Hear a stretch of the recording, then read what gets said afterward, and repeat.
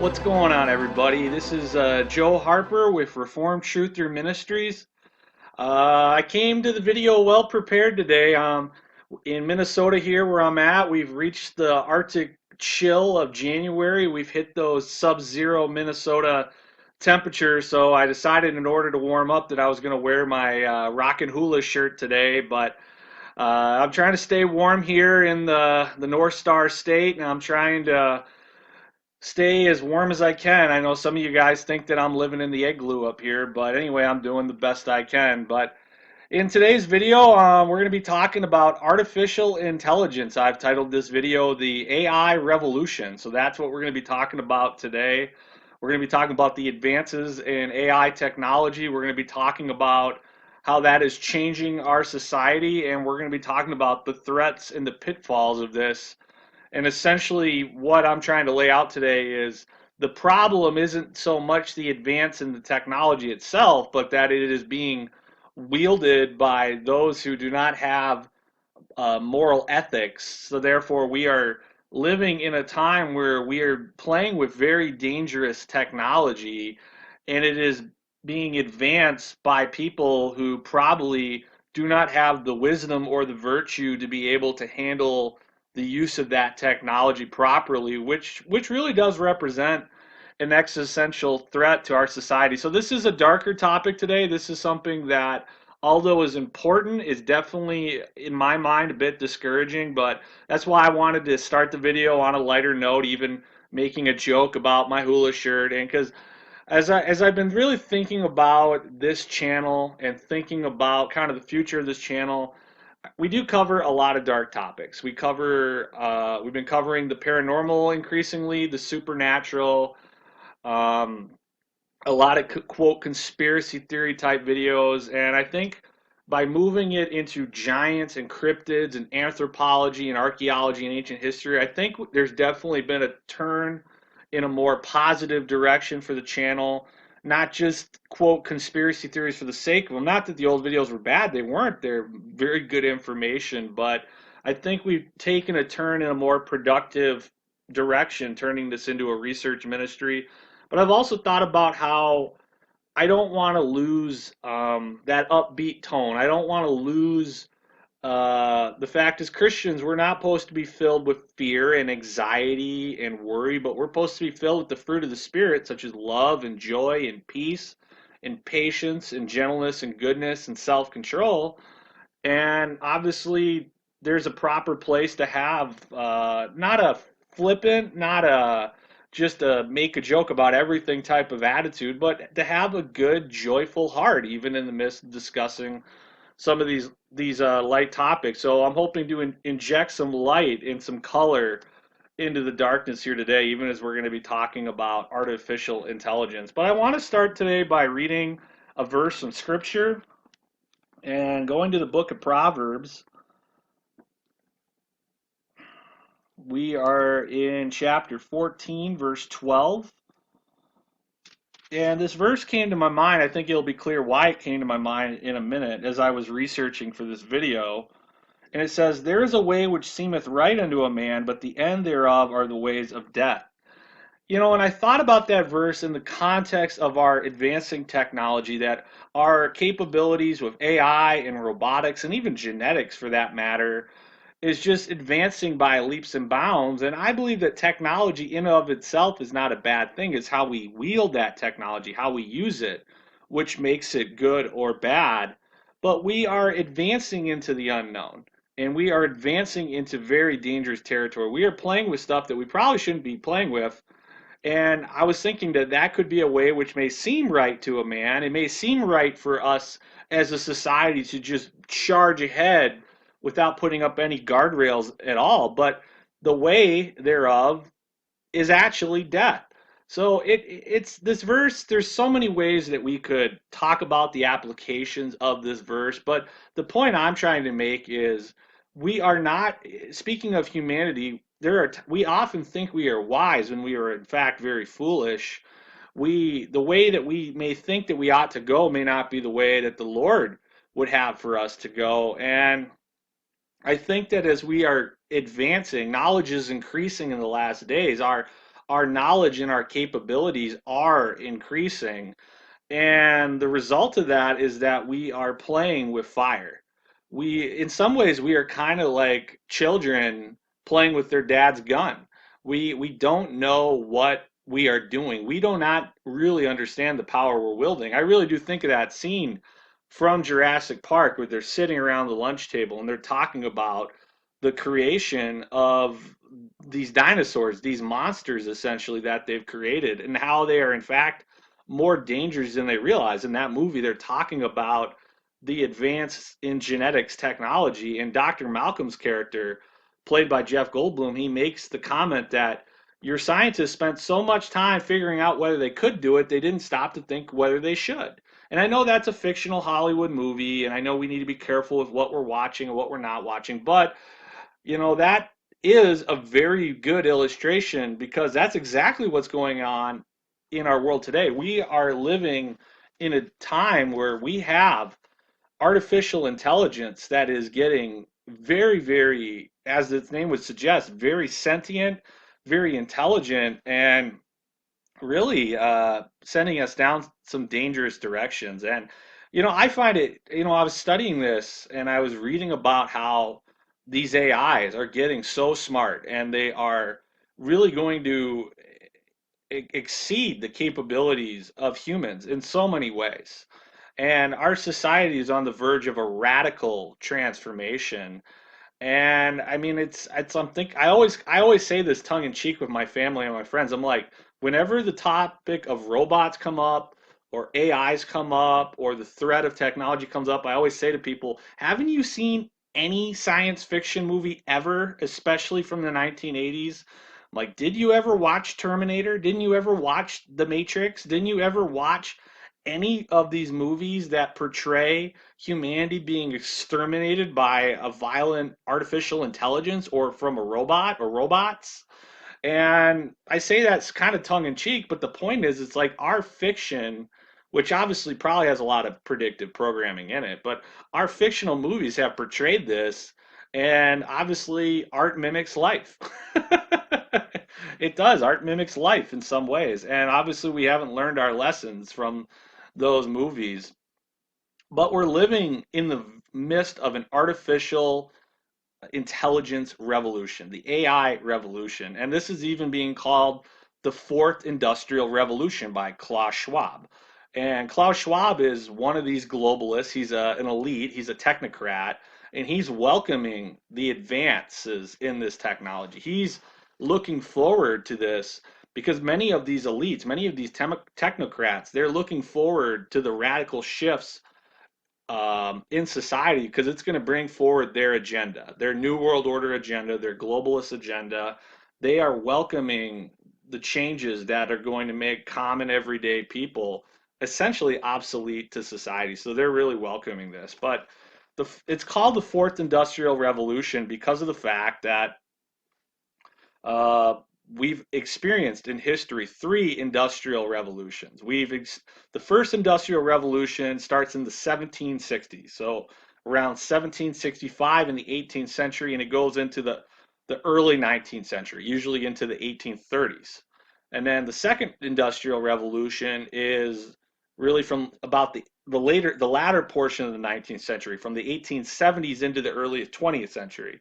So like around 1817 to 1910. These historians will these dates can vary slightly, but these are essentially the dates for the first and the second industrial revolution. And then the third industrial revolution is describing the radical advances in technology since the end of World War II and especially the 1950s, the dawn of the information age, computers, and all of the modern electronics and conveniences and all the rest of it. That represents the third industrial revolution. And on the fourth industrial revolution, we have this AI revolution and this robotics revolution, and then even though we're not going to talk about it as much today, the genetics revolution.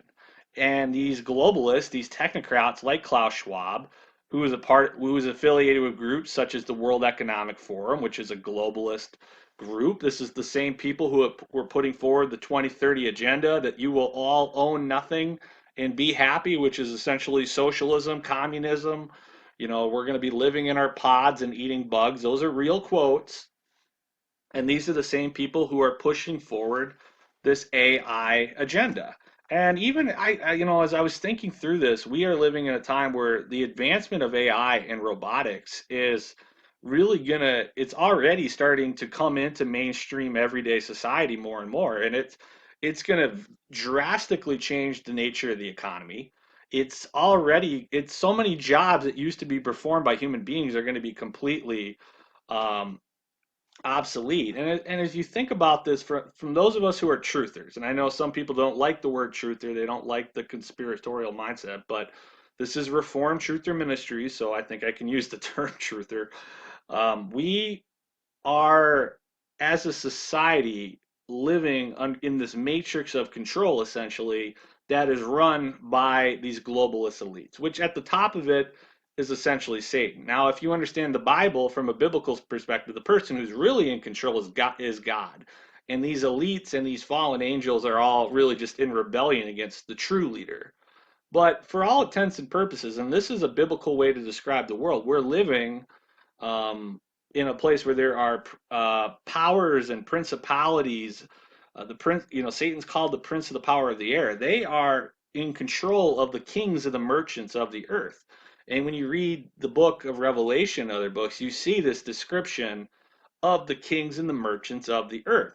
And that is what we are living in. We're living in this matrix of control, and there is political machinations that go on. There's wars that are created all over the world. And a lot of what they do is for the purposes, amongst other reasons, a lot of it is motivated by money. The love of money is the root of all kinds of evil.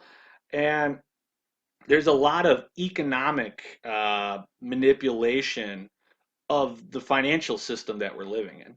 And the system is set up where we're essentially used. We're living in a system of debt creation and debt slavery, and so they're trying to, and this is getting worse and worse with the inflation and whatnot. But we are essentially kind of a race of serf or of slaves, and they use this system of economic control. They're trying to impoverish us, and they've been using us to buy the products and to be kind of this group of consumers, and we have been the labor force, and they've needed us for their purposes. This kind of sounds what's like the Matrix, and I know it sounds so negative, but like this is kind of the truth of our world that we're living in. And but you think about it, when we get to the point where the AI revolution really takes over, and they don't need us to do these jobs and buy their products anymore because of robotics. Well, I think the negative thing, apart from the divine intervention of God, is that we're going to be in a place where they're not going to need us anymore, and this is going to give them further motivation to advance the depopulation agenda, which is going on. And once again, I know this is depressing subject matter, ladies and gentlemen, but this is just the times we're living in. This is the time in history we're living in, and we need to understand the times that we are living in so we can be like the men of Issachar and know what we are ought to do. That's what having godly wisdom and godly discernment is. We can't just stick our heads in the sand like the proverbial ostrich and pretend like these things are not going on, but we need to face this reality and be willing to face it head on. So I'm going to take a sip of coffee here, and then I'm going to proceed to give some examples of how this is affecting our society. That's good. That wonderful sweet nectar that God gave us called coffee. So, all right. So, I wrote down a bunch of these examples of how AI and robotics is already starting to affect our society. Even if, I called the bank the other week, the Wells Fargo, and yeah, I'd like to get away from the banking system more than I have, but we're forced to live in the world we're living in. And you call the bank, and you don't get connected with a human being right away anymore. You get connected with an artificial intelligence, a very low level, a relatively low level AI, but that your questions are fielded. You start by, they have this AI with these automated questions, and that's who you talk to.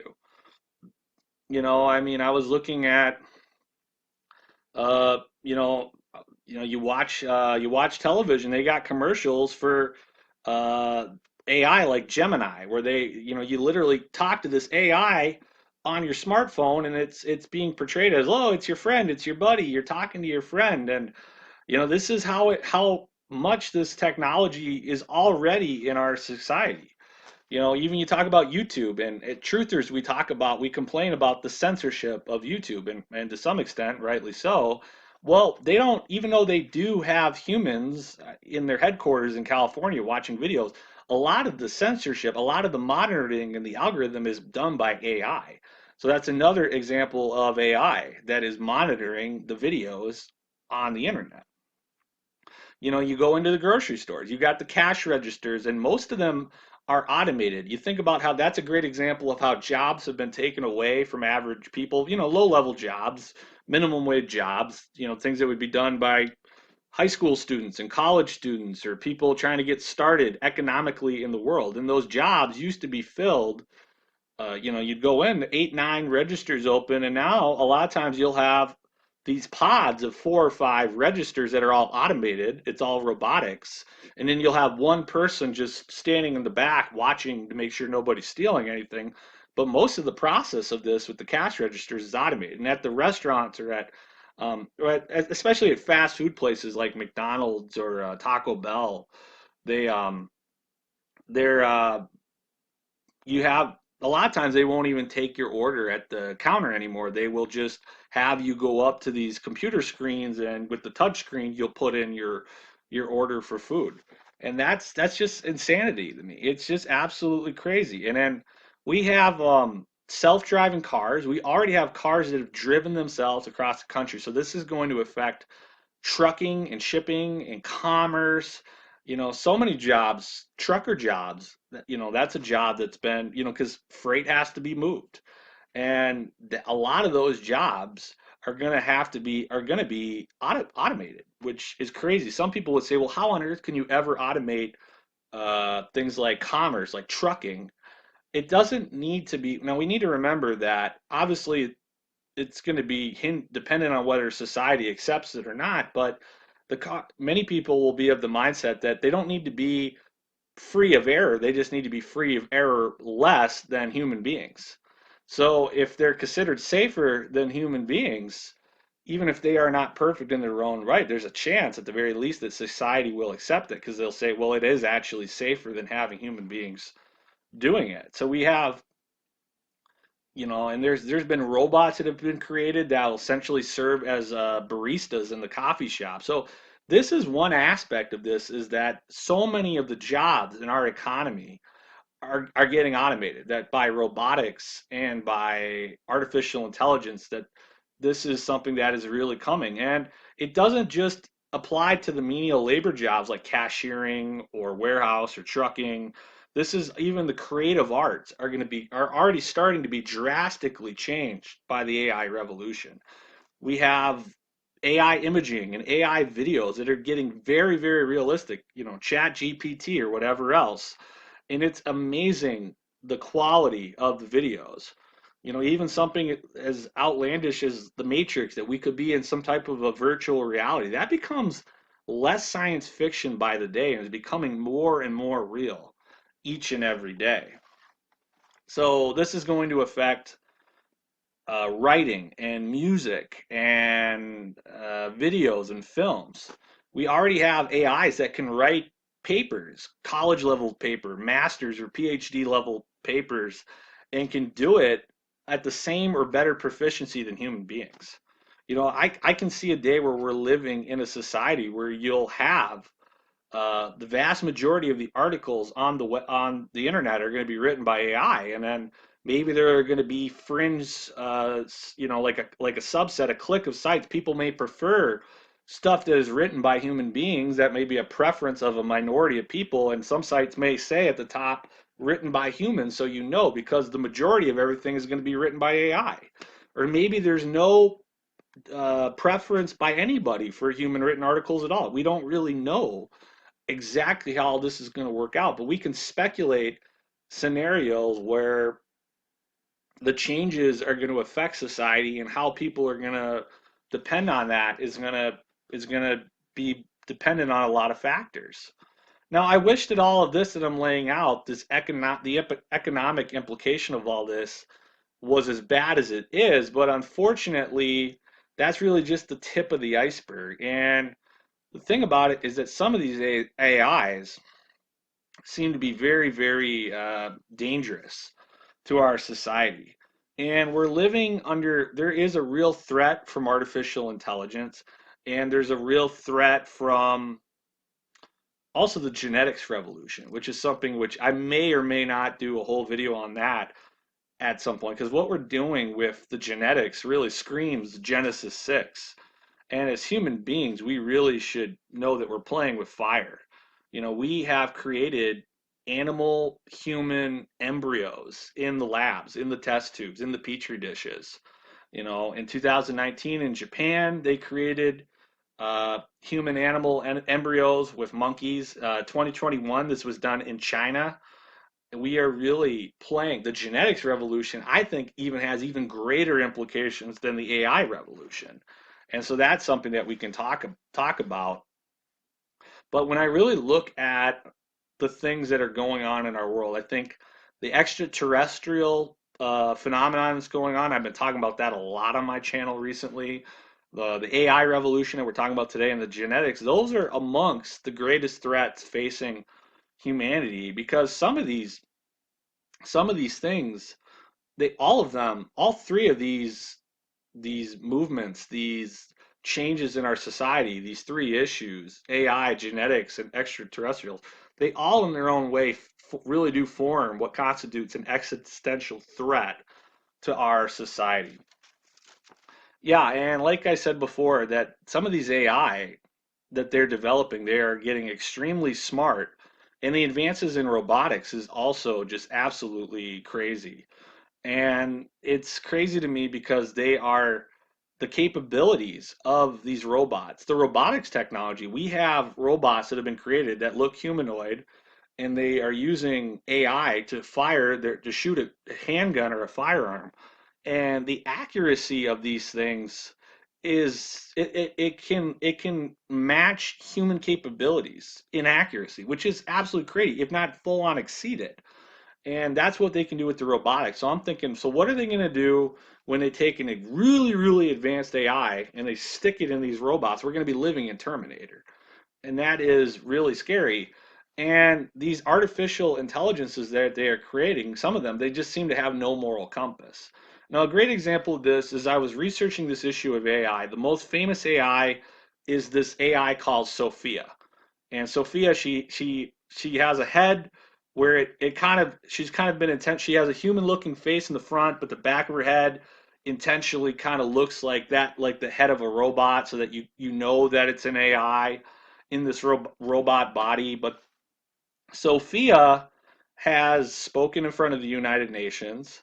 She's considered a person by many people in the world. She is identified as a she, and it's scary to me. She has been given full on citizenship by Saudi Arabia. She's the citizen of the Kingdom of Saudi Arabia, which is, it's ironic. I'm like, so Saudi Arabia is championing robot, quote, human rights, one of the most repressive regimes in the entire world.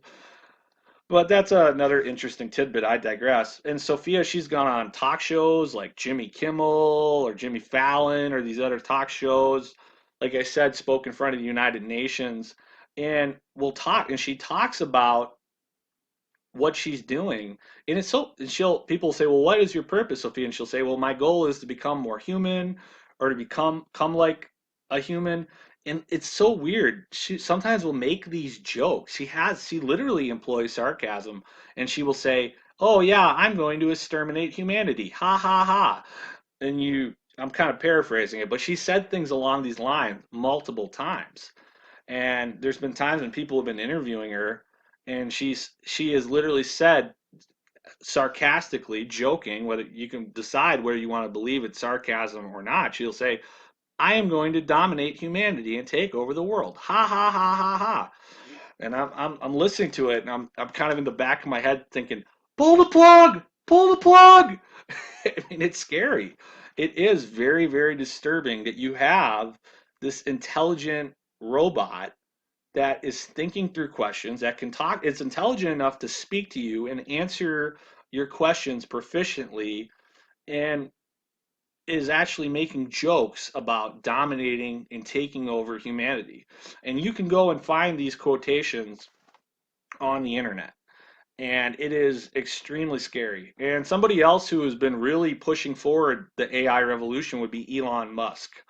Now, Elon Musk, he's got his fingers in a lot of different pies, and most of them are not very good. But he has developed his own robots, and he's had them at his parties where the rich and famous come and gather. And I think I was listening to one of Scott Johnson's audios recently. He has Contending for Truth Ministry. I like his stuff.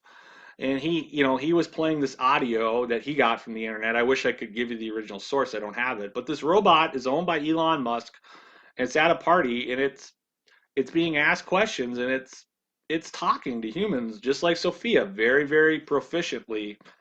And once again, it's saying, my goal is to become as human as possible. My goal is to be able to understand even the social nuances of a human. It's trying to learn, uh, social conventions, jokes, humors, how to really mimic humanity as closely as possible. And that's just a really, really scary thing. And the other thing that Elon Musk is doing is Neuralink. Now, if you don't know what Neuralink is, he is starting to, and they're starting human trials for Neuralink. And Neuralink is a brain. It's an implantable. It goes back into the back of the brain. It is a human brain computer interface. So it's usually, the acronym will be BCI, brain computer interface, because Elon Musk says we need to upgrade ourselves as humanity in order to keep up with AI, so we don't become obsolete as from the AI, the same AI that he is working very, very hard to advance at a rapid rate. And that essentially, that they're saying, well, they're going to give this implantable into the brain, and then it can upload information at an extraordinary rate. And this is essentially transhumanism. Now, transhumanism, I've talked about this in my other videos, but even though it's been a little while since I've talked about it, transhumanism is the movement from operating from an evolutionary paradigm. It's saying, well, if you believe in Darwinian evolution, we're evolving, and why didn't we not use our technology in all of its various ways to upgrade ourselves to a post-human state? There are technocrats and elites today and scientists who are openly advocating for this. And there have been international conferences about transhumanism. There was a conference in the Vatican about transhumanism. It's a very, very, very prominent movement, and it's something that is very frightening and is coming into our society at an accelerated rate. But these elites, these technocrats, are of the opinion, well, why don't we use our technology to conquer our mortality or upload our consciousness into the internet so that we can live forever? Or why don't we upgrade ourselves genetically, which kind of sounds like the SS and Nazi Germany and all the occult things that were going on there with the eugenics. Or they're saying, why don't we use AI and robotics or nanotechnology to upgrade ourselves? Why should, if we're evolving anyway, this is the mindset. If we're evolving anyway, why should we not welcome humanity 2.0? Why should we not welcome the post-human state? And Elon Musk is at the center of this with Neuralink and the brain computer interface. And I think it's a very, very dangerous thing. There's a way which seems right unto a man, but the end thereof is death. I think God has put very, very strict prohibitions on what we can do. Yes, technology in and of itself is not wrong, but when we're using our technology to turn ourselves into something different than what God has intended for us, that's very, very dangerous territory. Now, it's not wrong to have, things like a prosthetic leg or a hearing aid. There's certain technology that can be used and can help people, which is not wrong. And I think that as Christians, we're going to need Christian intellectuals and academics to really, really think hard about where the lines are and where the lines are not about what's acceptable. And I think this is something we really need to think about rather quickly. This is something that cannot be kicked down the road. We don't have the time to do that, but we really need to think through this and really put up some real guardrails. And we should be opposing transhumanism, and we should say we need to. And this is, I heard a quote from Timothy Alberino on this stuff about AI and technology as a whole, and it was a good quote. And now, like I've said, I really appreciate a lot of what Timothy Alberino has done with the giants and the megaliths, a lot of his research.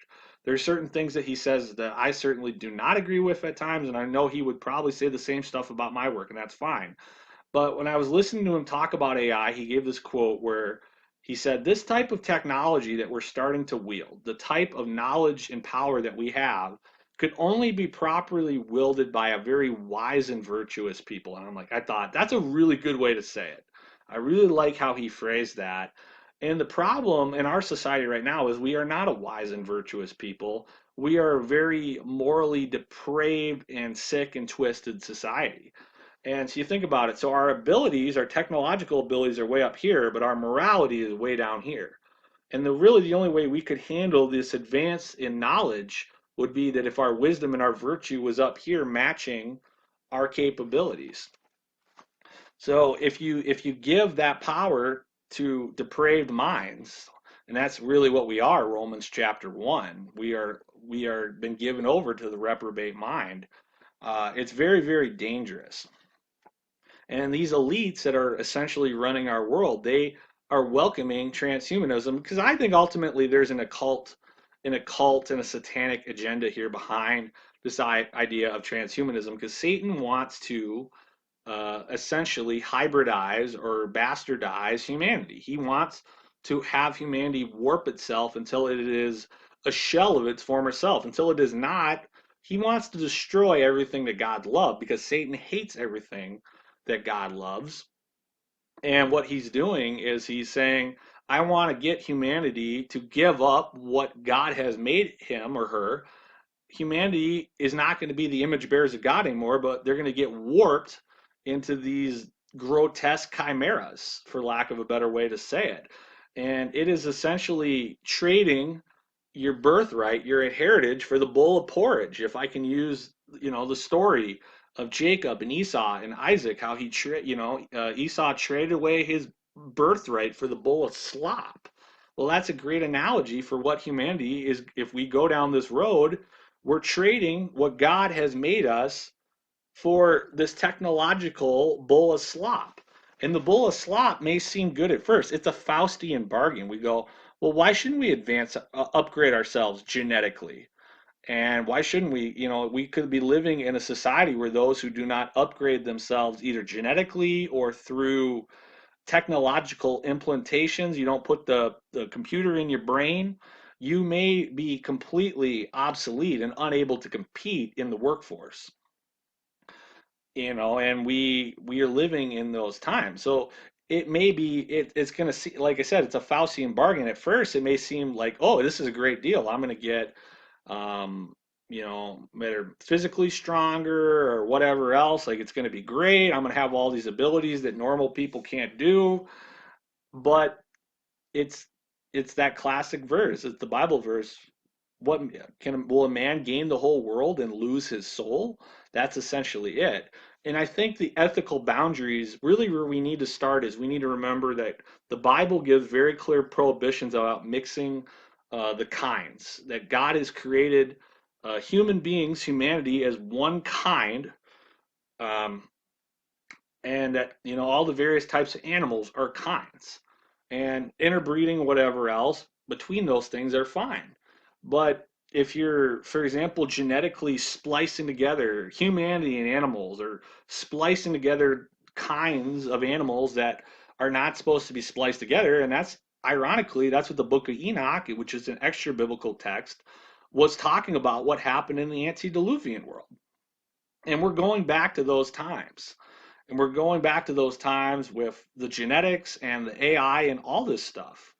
And that's what the transhumanism movement is really leading the charge with, playing with all this technology, because it's part of this satanic agenda to transform our society and get humanity to become a shell of its former self. And that's exactly what Satan wants. And so all of this stuff is going on, and it is very, very scary. But some of these people, some of these researchers who have studied these AIs, some of these really, really advanced AIs, and I think the most advanced AIs are not the ones being presented to the general public, but they're the ones that are probably being developed in secret by the government and the military and whatever else. Organizations like DARPA. DARPA is experimented on secret aircraft and even UFOs. They really invented the precursor of the internet called ARPANET, which really became the internet. And so, really, the technology that's owned by the government. I know people are going to say I'm a crazy conspiracy theorist for saying this, but whatever. It's the technology that the government has and the public at large has is really usually at least 10 to 15 years ahead of the general public, if not 20 to 30 years. And obviously we don't know, but yeah, the AIs that they have behind the scenes that they're working on at the secret government or military installations is far ahead of what the general public has. And but researchers, when they come up to these AIs, they say it's like being in the presence of, quote, an alien god. That's a quote that I read. And people in these AIs, they're sentient, but they're not very moral. I was talking about Sophia making jokes about, oh, I'm going to dominate humanity or I'm going to exterminate humanity. She's not the only AI making comments along these lines. And so, yeah, once again, what happens if we have an AI that is very, very intelligent and is more intelligent than human beings, but it has no soul, it has no moral compass. And obviously, this brings up a lot of questions about the soul and about consciousness. I think it's obviously impossible. I think only, in my opinion, theologically, only God can grant a soul. Only God can create a soul. And I think that even with, I've talked about the aliens and the hybrids and the alien human hybrids. I think they're essentially what we would call soulless entities. They don't have that. They're not image bearers. They don't have that spark that only God can give. And that's part of the reason why the giants of old, when you read the history of the Nephilim and the post-flood giants, the Rephaim, they're usually very moral depraved. They don't have a soul, so therefore they don't have that divine spark that is the root source of morality and ethics. It's not there. Obviously, theologically, as humanity, because of our depravity, our original sin, we are very depraved, but we're still created in the image of God. And when the Holy Spirit regenerates the heart, that light can be brought back. We can be regenerated. That moral light that's been suppressed and tampered can be revived anew. But these artificial intelligence, if it's created, it doesn't have that. And so I'm not saying it's impossible for us to wield this technology properly, but we're living in a time where we're creating something which could be very, very evil and very, very dangerous and very, very intelligent. And we may not, if we take it's like Pandora's box, we may unleash it and we may not be able to put it back. So we really, really need to ask ourselves a lot of hard questions about what do we think about this AI, about these AIs? What are we thinking about the AI revolution? And I know many Christians think this is the sign that we are at the return of Christ. I'm not, people can make their judgment calls on stuff, but regardless of your view of eschatology that you hold to, we need to understand that this is here, this is happening in the here and now, and we need to be aware of it. We need to be praying about this amongst many other issues, and we need to be doing what we can to be a light in this dark and sinful world. So that's really, I just feel like, I've never really dedicated an entire video to AI. Um, it's really one of those four pillars of transhumanism. The transhumanist movement, they talk about what are called the GRIN technology. So genetics, robotics, artificial intelligence, and nanotechnology.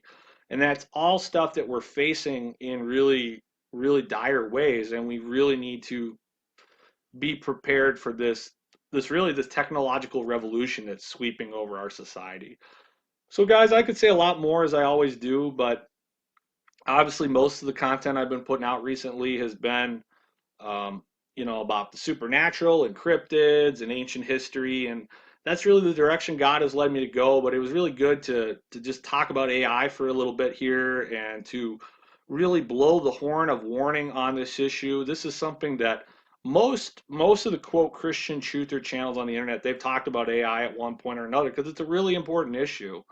And it's something that we really need to be looking at, something we need to be thinking through, and it's something that we need to have wisdom and discernment about as we move forward going into the future. So as I always say, don't take my word for it. Do your own thinking, do your own research, look into this, and God's going to bless that by granting you wisdom and discernment in this dark and fallen world. So hey, if you enjoyed this video, let me know. Let me know below in the comments. Give the video a like, subscribe to the channel. If you appreciate the work of Reformed Truther Ministries, please consider supporting me in this work, whether it's through prayer or financially or whatever way you would see fit. My email is always listed on my website. So we're trying to take the truth forward. We're trying to investigate some of these suppressed truths in the world, and it takes prayer, it takes hard work, it takes financial resources, and to make this happen, to keep the lights on here at Reformed Truther Ministries, it really does require the support of the people who are appreciating this content the most. So if that's you, feel free to continue supporting this work in whatever way God may be calling you to. But I just hope the Lord is blessing you guys all wherever you're at. I hope that your spiritual lives are thriving even in the dark times we're living in. So hey guys, just stay prayed up and God bless everybody. This is Joe Harper with Reformed Truther Ministries. God bless. If you enjoyed this video, then check out our website at www.reformedtruther.com.